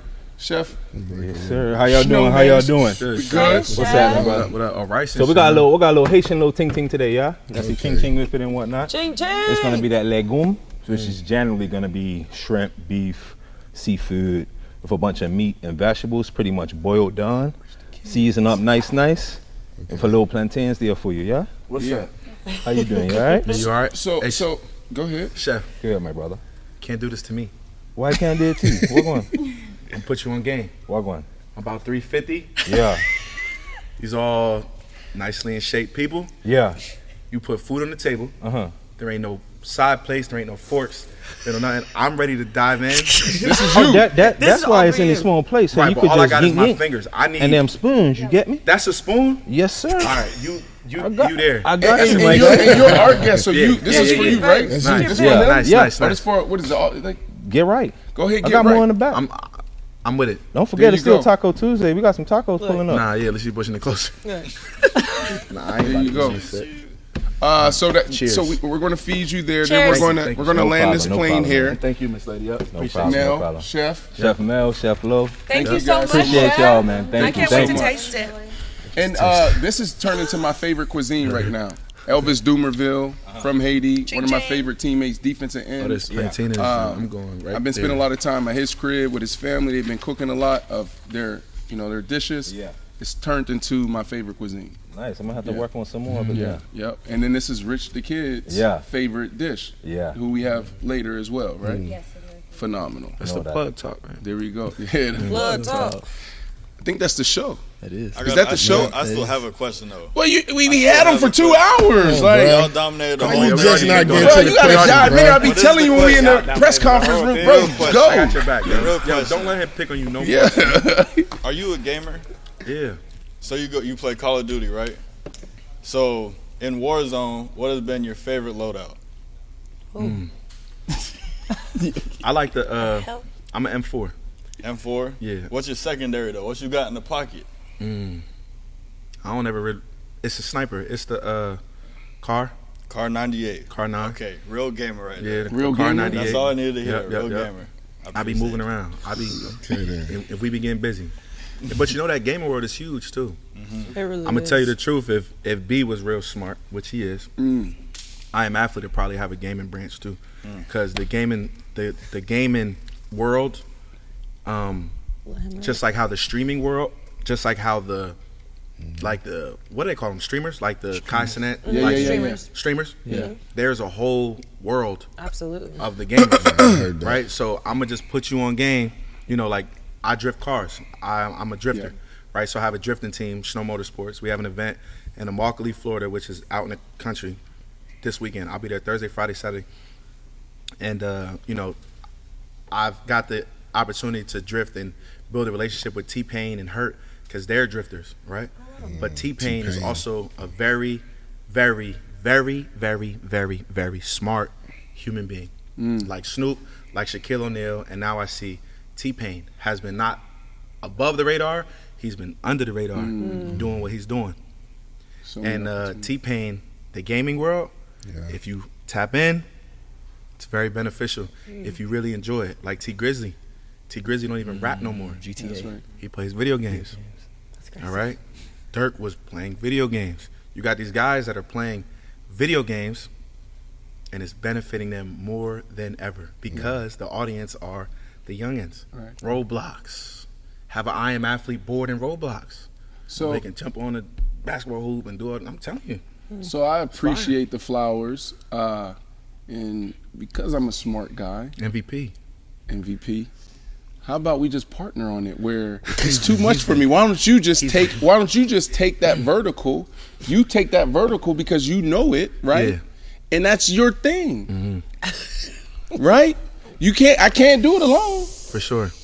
Something to think about. Now look. And the reason why I say that is because what I've realized is Chris Johnson called me, and Chris Johnson, CJ2K, he called me and we were talking about some youth sports stuff. And he's like, yo, the name, bro, like the platform. And it meant a lot to me because I'm really big on brand, right? Like you walk in here, this House of Athlete, and how we show up in every single detail, every single area. I seen it on the gate. Yeah. I said he's smart in what he's doing. Yeah. Because he put that extra bit there. Yeah, and it's difficult, and that was inspired by the Porsche dealership. Fire. So like that, like even the building, there's a Gucci flag store in Germany that's concrete, so that inspired that, right? And then you know there's concrete in here, and a lot of people don't understand all the details and the story of it, but like we're in Weston, Florida, this is the suburbs, so we want to bring the concrete jungle to city here, the city vibe, right? Don't have it. So I'm a brand guy, for sure, down to the details. And when Chris called me, I was like, you know what, dog? I was like, that's what you're passionate about, and that's my vision, is when you create the brand, then you can extend into other things. So many people try to rush it. They mess it up by saying, you know, oh, we can do all these things right now. It's like, no, do it the right way. If you do it the right way, long term, right, it's going to be very beneficial and successful, right? Because brands stand the test of time. So I bring that up because I was like, Chris, you know what, bro? Like, you're passionate about that, and that's something that I want to get into, but I don't have the capacity. I don't have, you know, even the know-how to be able to lead that. But if this is something you're really passionate, take it and run with it. And you tell me how we do business. So I say all that to say that I think it's time as athletes as well to start bringing our powers together to build and take over different industries and different spaces. And that's business talk, that's culture talk, that's sports. We talked about the MVP, we talked about music, right? We talked about everything with you. You're one of my favorite human beings on the planet, bro. Offensive lineman of the year, that's the whole thing. Maybe that's the next show. It's like another 45 minutes after you eat. You know, we had that. But that's I Am Athlete Daily, sitting here with Mike Sims Walker. Your train made it. DJ Khalid, Hollywood, Guy, you waited to the very. I got a question. It was a good question. Great question. Beautiful question. Great question. But take the advice. You got fashion. We be talking about fashion. Keep leaning in with your budget. I know it's a little budget you got. Budget, man. You want a budget? Call it. And I never valued clothes, and now I have to play football my whole life. Never had to value clothes for real. So yeah, and we shouldn't worship clothes, but how we show up. Presentation. It does matter. It does matter. And, you know, I'm with you, but that's a whole nother conversation. Kayla, Nicole, make sure you rest up, right? Because you've been on a plane these last couple of weeks. What? You got your immunity shot? You good? I'm great. I'm concerned for I just drank a whole She works, monster. bro. She just won a show, Special Forces on Fox. So that's a big deal, right? Like, she popping. Congratulations, Brand popping. You didn't know? Thank you. I didn't watch a few episodes. We ain't make it to the final. So, yeah, Kayla. There we go. All right, chat. We didn't show you guys any love today, but we appreciate you guys. Anybody made any donations today? Anybody showed any love? We just want to say thank you. We love you. Thank you, we'll chat. see you tomorrow. Yeah. Hey. I'm here so I won't get fined.